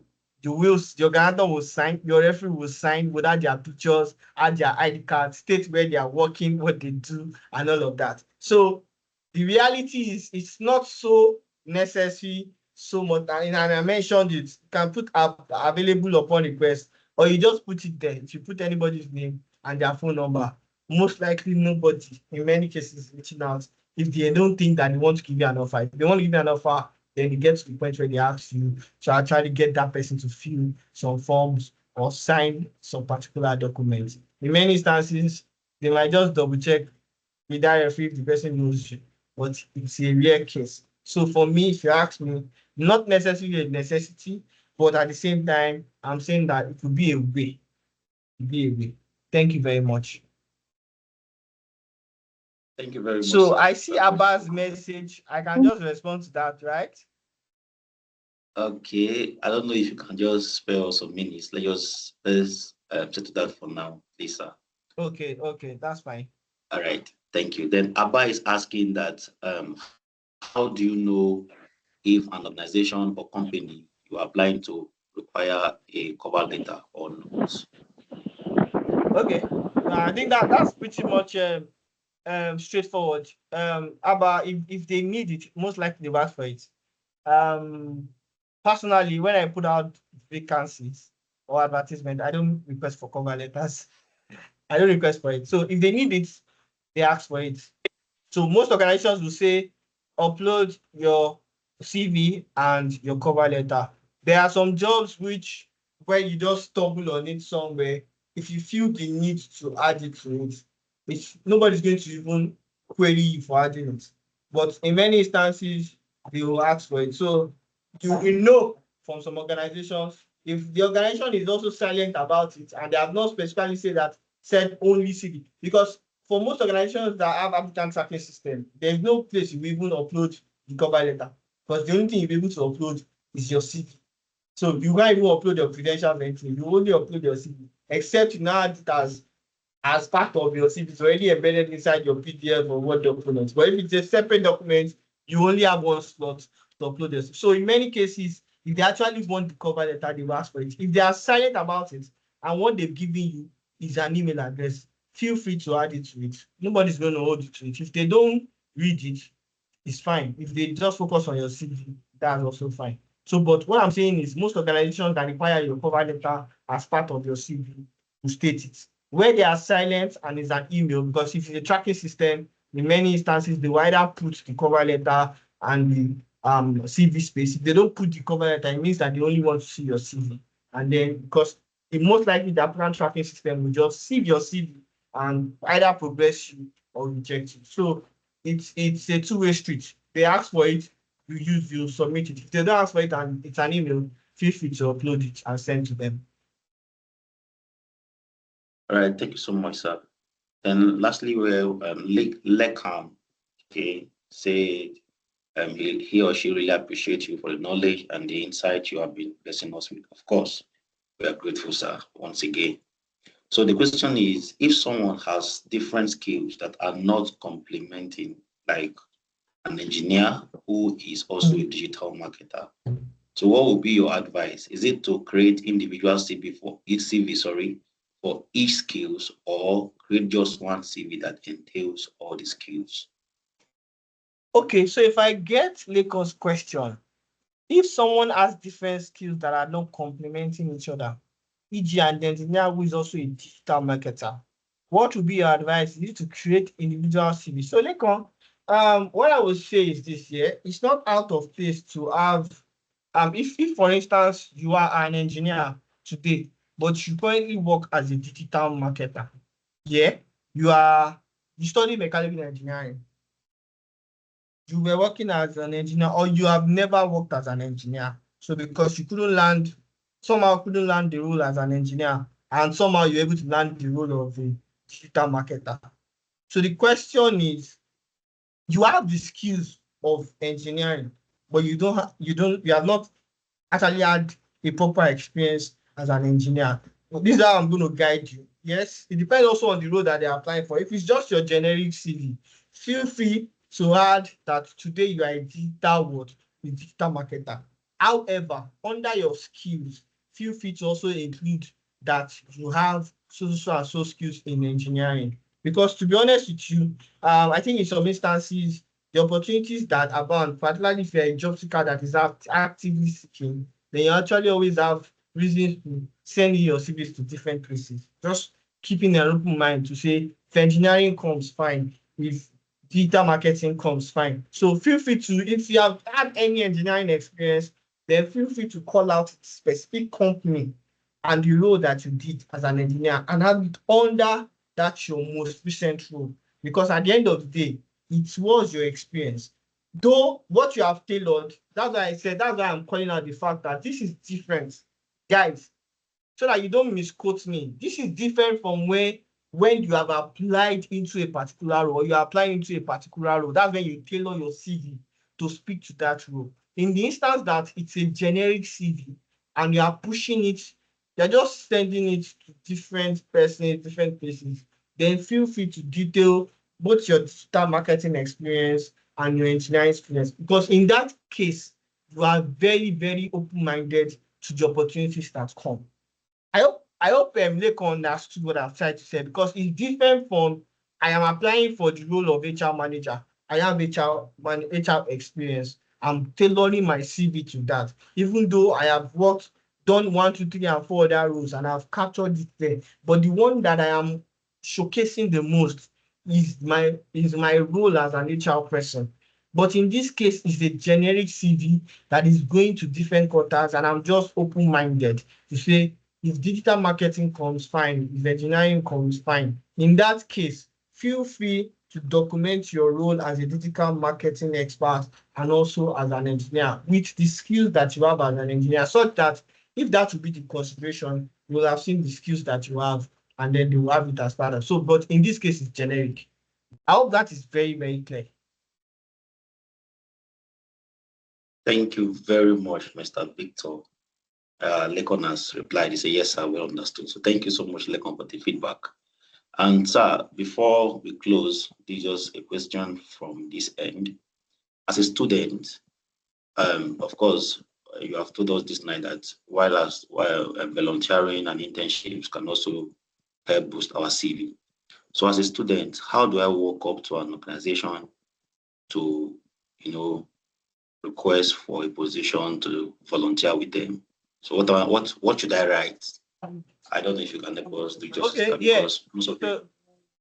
So yeah, thanks, Lauren. Lawrence, and I think I understand that question very well. There are so many organizations that pop up in our universities in our environment, but trust me, in many cases they have already engaged with people before even showing up in your school. So what I mean in essence is that it's not the day of the job fair or the day of the National Economic Association, whatever program or whatever program that the organization has brought that thing has been opened up. What you have seen is that in many instances, they will have called for volunteers, they will have reached out to the student union or something, put out a couple of flyers or something. So it's at that point that you need to actually take charge, because you can't do that on the day that they come, like the day that the program is holding. You actually have to put your ears on the ground, and that's where connection and networking is very, very critical. I was part of a group before I left Ife. It was called Inspire Africa. And how did I get there was through my friend. Was I just noticed that I was always going for for a meeting, talking about who I belong to, and oh, how can I be a part of this thing that it looks like? And I registered and I became a part of the organization. So what I'm trying to say in essence is this: you need to first put your ears to the ground. Secondly, is to continue to connect, ask questions. You see a flyer, somebody is bringing something. Oh, what's happening? There's this organization coming. Are they accepting volunteers? Are there opportunities for me to work with this thing? It will interest you to know that most times they are seeking volunteers. So if they already ask those questions, then you must put your ears to the ground, ask questions. You see a flyer somewhere. That's also why you need to also be paying attention, because trust me, there's always that advertisement or conversation before the due day, even months before. So if you have somebody who kind of is very social, and you know that if you're like me, very introverted, you just want to stay in your room or something, you might miss out on quite a lot of opportunities if you're not asking the right questions. So put yourself out there, ask questions, even in fellowship. Oh, there's something happening. So somebody might just know something, they might just advertise it. So I just speak about it in a very thinking man are not paying so much attention, but you know what you're looking for. You know how important this is for. And I say it with all sense of humility and caution that it's not just about volunteers like I put it on your CV. It's also about connecting, meeting with people. I said mentoring, connecting, leveraging these relationships for the future, even for now, for opportunities that are about. So that's going to be my very simple advice. Put your ears to the ground, ask questions, reach out to people. You see flyers somewhere, ask questions. Are they accept? What's this about? Don't also jump into any how organization. Be sure that it's something that adds value to your life and it's something that is relating to what you're seeking. So I have a lot of people who are on my contact today who I met at job fairs or career fairs, and we talk. I mentor them, and that's how, oh, if something is happening somewhere, can you be a part of this? So I'm looking for opportunity. This is happening somewhere, you can be a part of it. So pretty much there are people who, don't let me say it because then it come, but let me just end it there. So put your ears to the ground, connect, look at people's status. You see a program. Oh, what's it about? Can I be a part of it? It looks interesting. That's pretty much what I would say. Lawrence, I hope I answered your question. Very well, very well. Thank you so much, sir. Thank I you. think we are done with the questions. Okay, there are no questions again. I would like to say thank you all for being such an amazing audience today. And to you, a special and incredible speaker, Mr. Victor. We are grateful to you for breaking down, can I say, the big stuff, yeah, which is CVs, cover letters, internship, and volunteering into practical gems that we can apply. We are really grateful, sir. And we pray that God will keep prospering you in your career and in your journey in destiny. In Jesus' name, permit me to use that. Amen. All right, Amen. everyone. Amen. Thank you. Thank you Thank you once so much. again. Thank you. Thank you so much, sir. Yeah, thank you for those on that are clapping. If you're not clapping, I will call your name. I will call your name now. All right, that's beautiful. Thank you so much. And everyone, thank you once again. I really appreciate your presence. Thank you for the hands. Remember, your career journey is uniquely yours. And of course, you need the right tools and experiences to make the path clearer. So, till our next meeting, keep learning, keep growing, and of course, don't underestimate the power of small beginnings. You heard from our speaker how we started. So, no matter how little our beginning is, we are going to make it big, and God will see us through in Jesus' name. So have a wonderful night rest based on my time zone from Nigeria here. So I'd like to say good night to you all. See you next. Thank you. Thank Good you, night, sir. Good night, sir. God bless you. Good Good night, sir. Good Thank night, you. sir. Good night. Thank you. Thank you very much. All good night. You, John.